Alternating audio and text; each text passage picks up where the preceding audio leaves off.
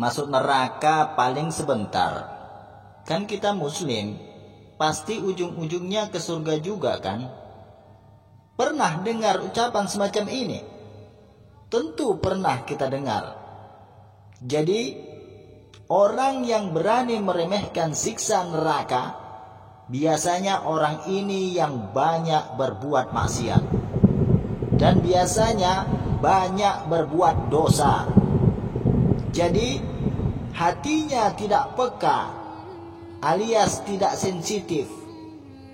Untuk sekedar tergetar saja merasa takut atas siksa Allah Subhanahu wa taala yang hanya ditimpakan kepada orang-orang yang zalim dan orang-orang yang melampaui batas.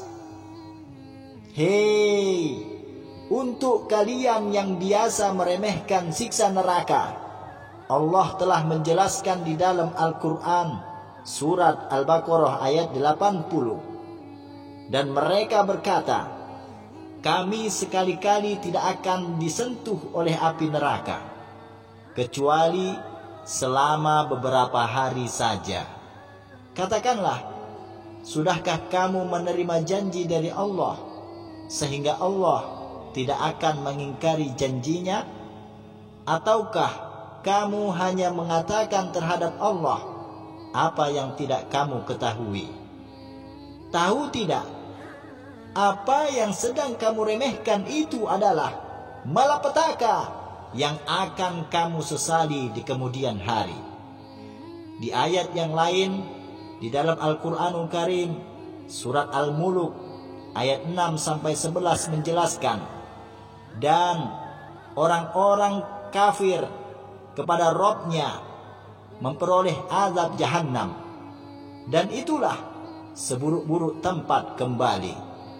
Apabila mereka dilemparkan ke dalamnya, mereka mendengar suara neraka yang mengerikan.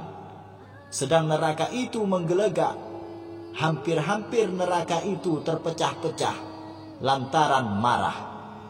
Setiap kali dilemparkan ke dalamnya sekumpulan orang-orang kafir, dan penjaga-penjaga neraka itu bertanya kepada mereka, apakah belum pernah datang kepadamu ketika di dunia seorang pemberi peringatan? Mereka menjawab, benar ada. Sesungguhnya telah datang kepada kami seorang pemberi peringatan, maka kami mendustakannya, dan kami katakan, Allah tidak menurunkan sesuatu pun. Kamu tidak lain hanyalah di dalam kesesatan yang besar. Dan mereka berkata, sekiranya kami mendengarkan atau memikirkan peringatan itu, niscaya tidaklah kami termasuk penghuni-penghuni neraka yang menyala-nyala. Mereka mengakui dosa mereka, maka kebinasaanlah bagi penghuni-penghuni neraka yang menyala-nyala. Jangan sekali-kali meremehkan siksa neraka, karena sikap meremehkan ini sudah jadi indikasi bahwa kamu akan terlalaikan dari upaya menjauhkan diri dari neraka.